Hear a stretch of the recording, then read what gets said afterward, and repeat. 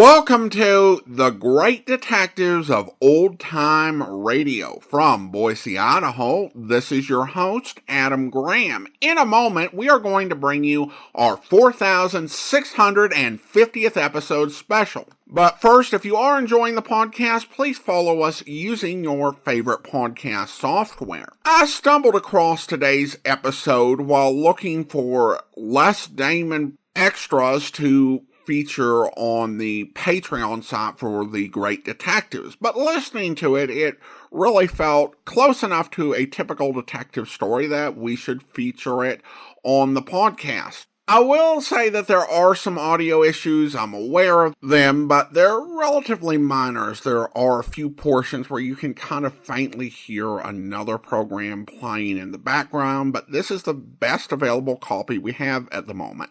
Now here, from February 21st, 1960, is the episode of Suspense, Crank Letter. Another tale well calculated to keep you in suspense. Have you ever received a letter threatening your life? And if you did, what did you do about it? Well, let's find out what Dr. Frasier did as we listen to Crank Letter, written for Suspense by Walter Black.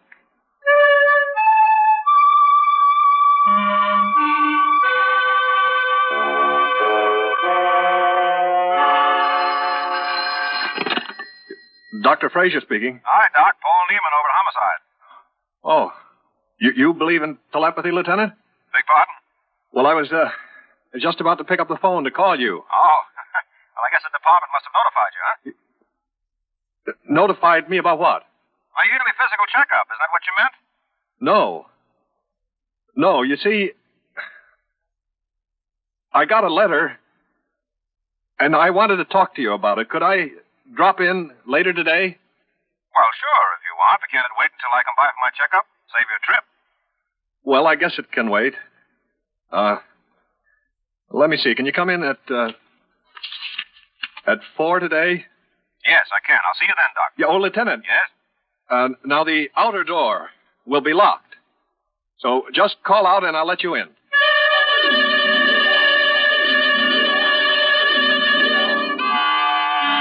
You can put your shirt back on now, Lieutenant. Okay. Well, what's the verdict? Oh, you're sound as a pre-war dollar. Although if I were you, I'd take off a couple of pounds around the middle. Well, I keep telling myself I will, but when it comes to my wife's cooking, I got all the willpower of a jellyfish. All right, Doc. Now it's your turn. You mentioned the letter. Yes, here. Read it. You quacks are all alike, murderers. Honest people aren't safe from butchers like you. If the law won't punish you, I will, the Avenger. Well, she went to a lot of trouble, didn't she? Cut out all the letters from the magazine. She? Reads like a woman. Could be a man, of course. I suppose you've handled this, haven't you?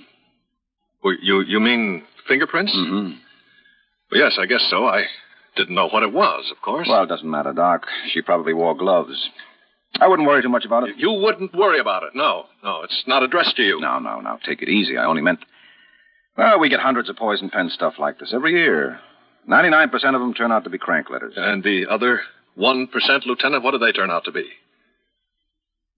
You know of anyone who might have a grudge against you, Doctor? No. There's no reason at all for anyone to hate you, is that right? Well, there's no rational reason, no. I said no reason at all. Well, it isn't really a reason. Let me be the judge, huh? Well, all right. It happened last week. I was performing an operation on an elderly patient in his 70s. Now, his heart failed on the table. Mm-hmm. Now, everything possible was done for him, but it wasn't any use. He died. Anyway, it's been on my mind. I feel terrible about it. Guilty? No. Why should I feel guilty? It happens sometimes, no reason. Just asking, Doctor.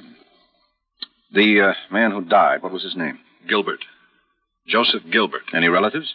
He lived with his son. Name? Well, I don't... Oh, wait a minute. I probably have it on his records. Yeah, here it is. Yeah, Frederick Gilbert, 210 South Oak Lane. Mm-hmm. You ever meet him? Yes, once. What's he like? Well, he's big and burly. He won. Well, it was after his father died. He threatened to hit me. He had to be restrained by some hospital attendants. Mm-hmm. You think he wrote this letter? Nope, I think it's just what I said it was, a crank letter. Beating you up sounds more like his type. I'm pretty sure it'll turn out to be just another crank.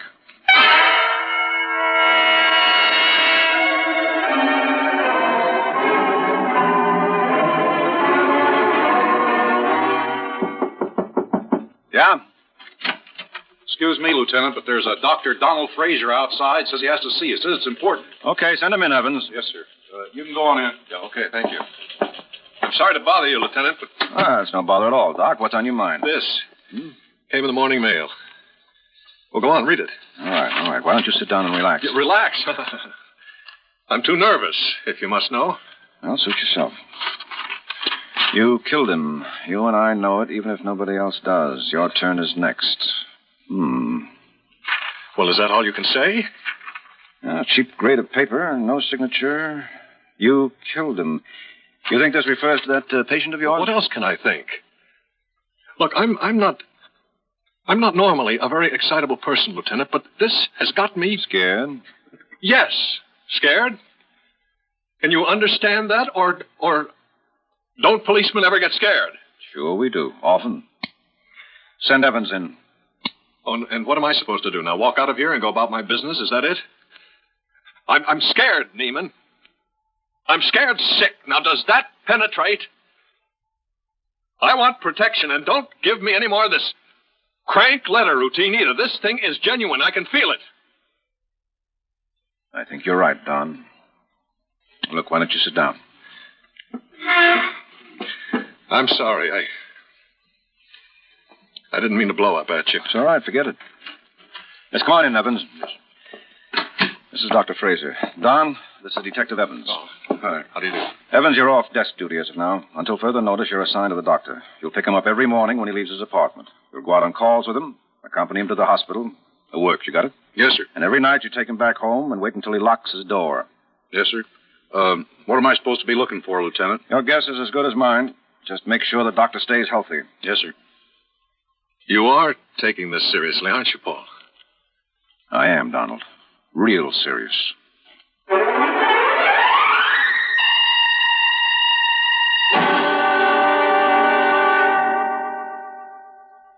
In just a moment, we will return for the second act of Suspense.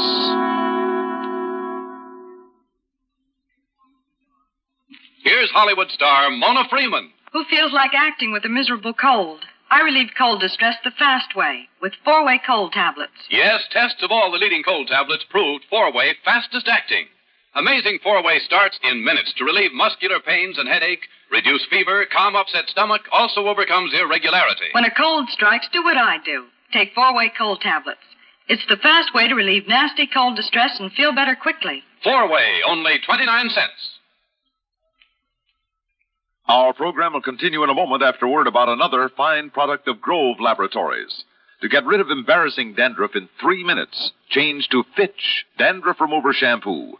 3 minutes with Fitch regularly is guaranteed to keep unsightly dandruff away forever. Apply Fitch before wetting hair, rub in 1 minute. Add water, lather 1 minute, then rinse 1 minute. Every trace of dandruff goes down the drain.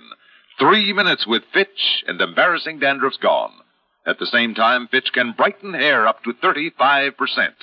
Get Fitch Dandruff Remover Shampoo today.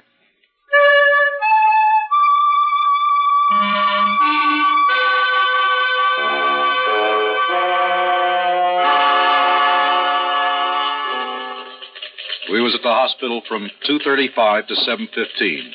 Then we went to eat, went to a movie. Not a bad one either, Lieutenant. The one at the Palace. You seen it? Never mind that. No, sir. We got back to the apartment at 11:08. I checked it out like always. He locked the door behind me. I picked him up again at 8:10 this morning, and I'd just come from his office. Office door locked? Oh, yes, sir. I make sure of that. He says some of his patients complain about it, but he locks it. Nothing out of the way? No, sir. Lieutenant Nieman. It's Don Frasier, Paul. I got another one. Another letter? Read it. You haven't got much more time, murderer. You know how to kill. how well will you die? You've got to do something, Paul. Now, take it easy. We're doing our best, Doc. This just came in the mail? No, I found it on my desk when I got to the office. What? I'll be there in 5 minutes, Doc. Come on, Evans, let's go.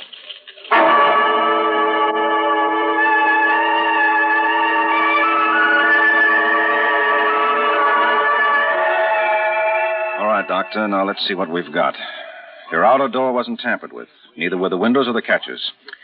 The building superintendent has been in. The cleaning woman was out sick, so she wasn't even here last night. Now, you're absolutely certain the door was locked when you left last night and locked when you got here this morning. I was with him, Lieutenant. It was locked, all right. Uh-huh. And yet there was the letter right on your desk. How did it get there?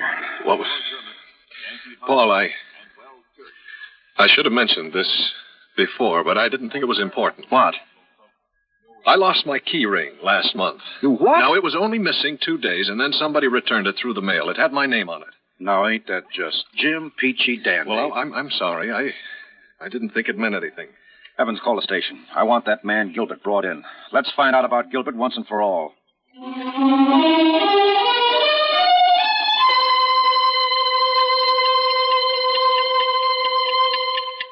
You have to keep that light shining in my eyes. We don't have to, but we're going to. We like to see who we're talking to, even when they're as ugly as you. I'd like to get you out from behind that badge bust and hear you say that. Any time at all. All right, Gilbert. Let's go back over that story of yours.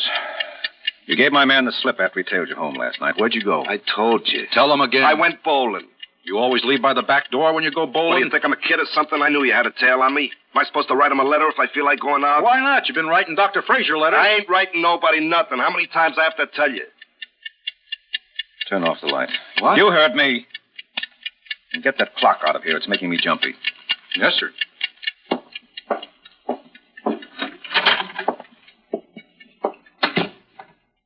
That's pretty rough about your dad, Gilbert. Dying on the operating table like that. Of course, who's to say whose fault it was? Accidents will happen. Listen, my old man had the constitution of an ox. It was no accident that killed him. You think Frasier did it on purpose? If I thought that, Frasier'd be as...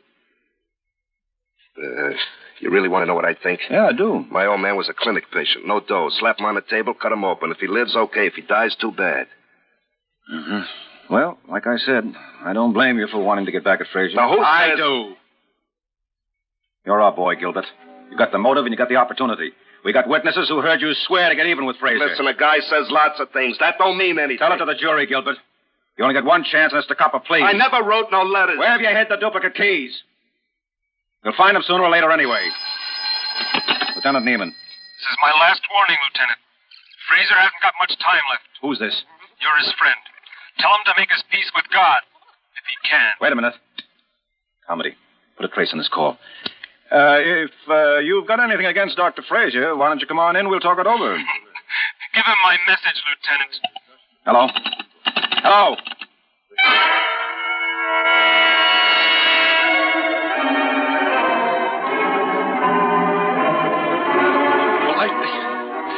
I just don't get it. I was so sure Gilbert was the one. You're in good company, Doc. We thought so, too. I didn't. I never did.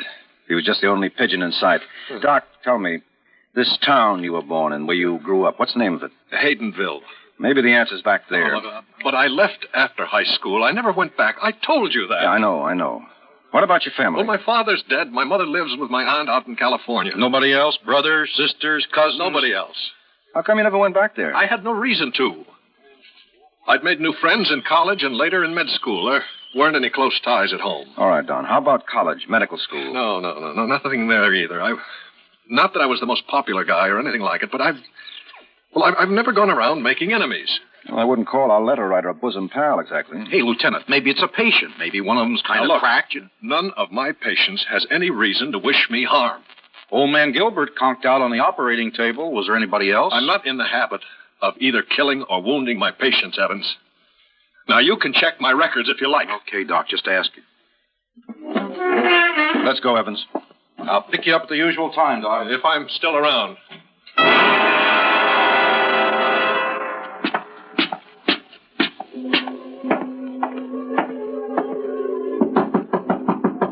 Okay, Doc, it's me. Up and at 'em. Hey, Doc, it's me, Evans. Let's get going. I like some breakfast. Doc? That smells like... Hey, Doc! It's not locked.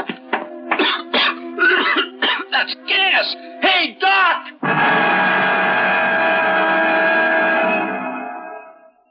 In just a moment, we will return for the concluding act of Suspense. Next time you refresh, enjoy a frosty, ice-cold Pepsi-Cola. Sociability, Charlie. All right, Kay, how's this? Pepsi is light, refreshes without filling. You like to refresh? Have a Pepsi right now. Well, offer it to everybody, Charlie. I will. Enjoy Pepsi at the fountain. It's delicious at home, too. Have one at lunch or with a snack. Charlie. At the beach or at dinner. Wherever you go, wherever you're thirsty, Pepsi is there. It's here, too, in our Be Sociable song. Be sociable, look smart, keep up to date with Pepsi. Drink light, refreshing Pepsi. Stay young and fair and debonair. Be sociable, have a Pepsi. For the weekend, have plenty of Pepsi around. Pick up an extra carton today. CK, I'm sociable. With Pepsi, everyone is.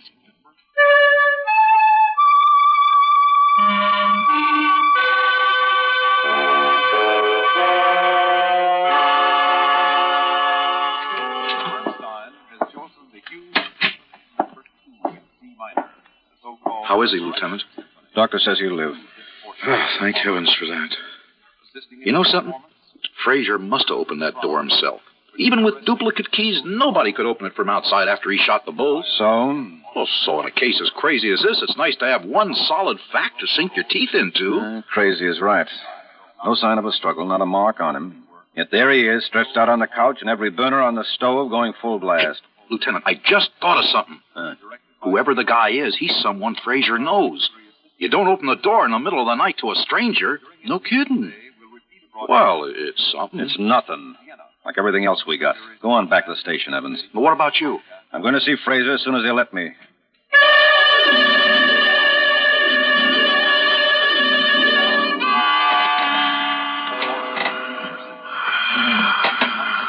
Dr. Frasier? Don? Can you hear me? It's Nieman. You're going to be all right, Don. You hear me? You're going to be all right. He was lucky this time. He won't be again. What? I should have turned the gas on earlier. Doc, that voice, what are you trying... Next time I'll use a gun. That's the... It was you on the phone, wasn't it, Doc? It was me, Lieutenant. What's going on? It's very simple. I called you. I wrote the letters. I tried to kill him. And I'll try again, only the next time... All right. It was you. Who are you? Donald Frasier. But, Doc... Okay. You're Donald Frasier. Where do you live? 92 Main Street. Haydenville. Haydenville. Where do you work? Mulholland's Meat Market. After school and all day Saturday. School? What grade are you in? I'm a junior in high school. Why? Just routine, Donald. You have plans to go to college? Sure. I'm going to be a doctor. You mind me asking why you're out to kill him? He's responsible for Jamie's death, so he has to pay for it. Jamie? My brother. He was 2 years younger than me. How did he die? He drowned. I don't want to talk about it. I have to know, Donald. How did he die? He got cramps. He yelled. He could have been saved, only he was too busy swimming to pay any attention. By the time he looked around, it was too late. And you blame him for that? Yes. He's got to pay. Suppose it had been the other way around. Would you blame Jamie? You know how it is when you're swimming. You're having fun. It's easy to forget about the guys with you. He shouldn't have forgotten. No, but he didn't forget deliberately, did he? No. Will killing him bring Jamie back? What are you asking me so many questions for? Will it accomplish anything at all, Donald? Maybe it'll give me some peace. Is that what you want most? Yes. Killing him will only make you feel worse. You'll be a murderer then. Is that what you want? No. You want to be a doctor.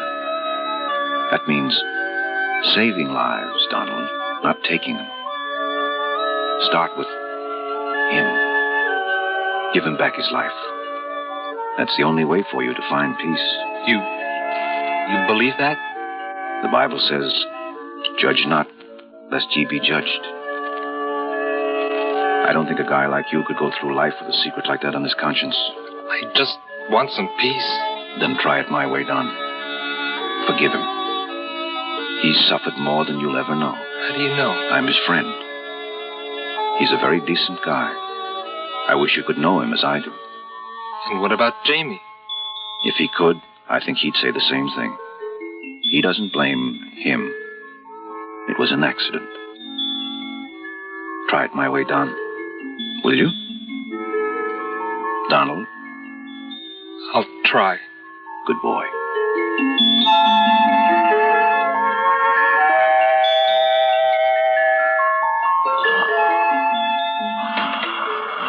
Doc, can you hear me? No. Who is it? Me, Paul Nieman. How do you feel? No. Well, as Evans would say, Jim Peachy Dandy. What happened? You had an accident. It's over and done with. You're going to be okay.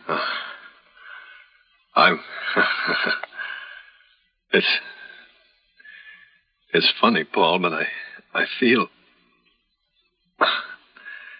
I don't know quite how to put it. Like a big burden's off my back. It's crazy, isn't it? No, not at all. Sure it is. Whatever happened to me, I know it was no accident. That letter writer will try again. No, he won't, Doc. Because, you see, we found him. From now on, I don't think you'll have any more trouble.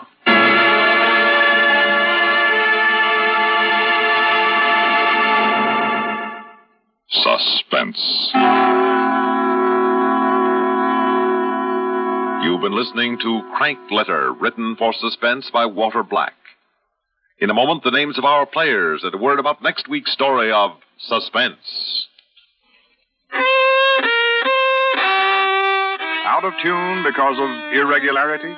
Kellogg's All Bran helps put you back in tune. Kellogg's All Bran is the natural way, the good food way to end constipation caused by lack of bulk in your diet. There's only one All Bran, Kellogg's All Bran. Its whole bran content gentles away constipation, supplies your system with the bulk-forming food you need. Kellogg's All Bran is the only whole bran cereal to bring you the combination of proved effectiveness, appetizing taste, and crispness. It never gets mushy in milk. So get back in tune and stay in tune. It's easy with the one and only Kellogg's All Bran, ALL-BRAN. Safe, reliable, pleasant. Millions enjoy it every day.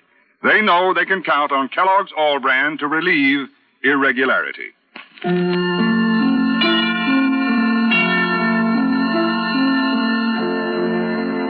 Heard in tonight's story were Lyle Sudrow as Dr. Donald Frasier, Les Damon as Lieutenant Nieman, Phil Meader as the young Donald Frasier, and Larry Haines as Fred Gilbert.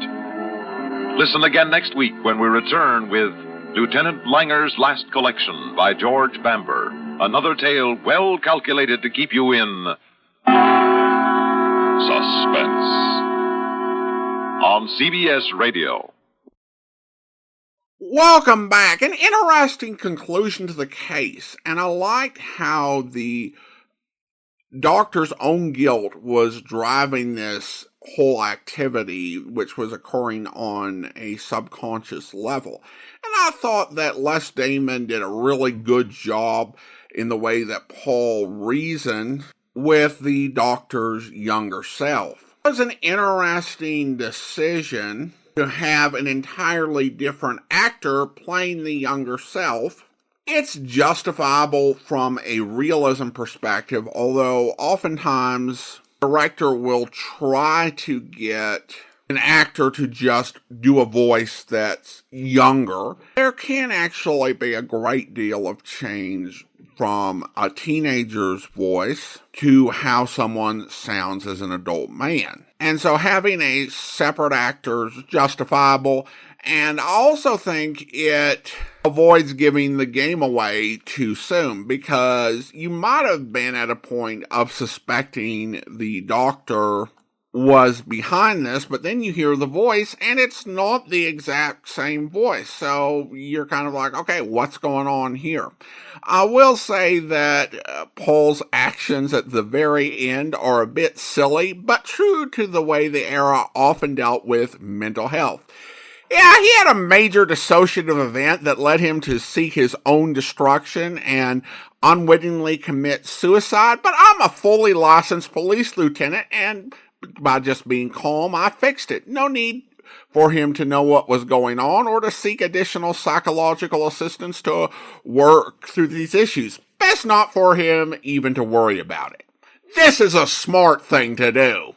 Well, we turn now to listener comments and feedback, and we have a few comments regarding Matthew Slade over on YouTube. A couple of people agreed with the one commenter who said that he at first thought that Matthew Slade sounded like Jack Webb, which was interesting. And then we got a question here. Listener writes, does Mr. Slade have any holiday-themed episodes? The answer to that one is no. Now, there are 2 points about that. First is that Matthew Slade started airing in July and finished up in November of 1964, so not really an opportunity for that. In addition, the series was recorded with the idea of syndication in mind. And when I grew up, it really, I watched a fair amount of first-run syndication, and it was not a problem at all for a show in first-run syndication to have a Christmas episode. But the way it worked during the golden age of radio is that radio stations tended to buy syndicated programs in chunks of 13 or 26. And so, for the most part, syndicators chose to make the programs such that they could be started and listened to at any time of the year. Because a station might buy a package of programs and start it, in theory, anytime. Now, there are some exceptions. For example, Boston Blackie and Mystery Is My Hobby were largely syndicated, but they did have Christmas episodes. However, there were more than 200 episodes of Boston Blackie made, and there were well over 130 and probably 150 syndicated episodes of Mystery Is My Hobby. Although, one thing that Mystery Is My Hobby was noted for is that they would have discs that would actually be able to be used in different packages. Like a program might be number 37 and also number 75. So if a station bought a 1 to 52 package, or they bought a 53 to 104 package, it would have the same episode, just a different number, because of limited continuity. But I think when we did Mystery Is My Hobby, I explained it's a bit of a hard series to trace its exact chronology for many reasons. But the point being that Christmas episodes work easier in syndication if you've got a lot of episodes to sell. In Matthew Slade's case, they only had 13 episodes, with Day of the Phoenix broken up into 3 parts for syndication. So they really couldn't do a holiday episode. So thanks so much. Appreciate the question. Now it is time for us to go ahead and thank our Patreon supporter of the day. And I want to go ahead and thank Keith. Keith's been one of our Patreon supporters since February 2017, currently supporting the podcast at the Shamus level of $4 or more per month. Thanks so much for your support, Keith. And that will actually do it for today. If you're enjoying the podcast, please follow us using your favorite podcast software. Join us on Tuesday as we launch Hot Copy, but be sure and listen tomorrow for The Adventures of the Falcon with Les Damon, where... Have you any idea who might be after you? No. You indulging in any extracurricular activities? What do you mean? Women. You take me for an idiot? I'm married to the greatest little gal in the world. Mm-hmm. You owe anybody any money? No, I'm the kind who pays his bills and always on the dot. You sound too good to be true. Huh? The more I hear of this, the more I'm convinced Corbett was right. Come again? The way you tell it, you're the most popular man in the class. Okay, if that's the way you feel, we'll get somebody else. There are other private detectives in New York. And better, too. Come on, Steve. I'm sorry, Mike. Forget it. It's not your fault. Just say it's a clash of personalities. You coming, Steve? Yeah. So long, pal. I'll be seeing you. You bet. Give me a call before you leave town. I will. Well, I hope you're satisfied. I am. I think Waring's going to work out fine. So help me, you're nuts. Didn't you hear him I know say what that? he said. He thinks this is a publicity stunt. Well, all he caught was the prologue. He'll play ball after the first... I hope you'll be with us then. In the meantime, send your comments to box13@greatdetectives.net. Follow us on Twitter at Radio Detectives and check us out on Instagram, instagram.com/greatdetectives. From Boise, Idaho, this is your host, Adam Graham, signing off.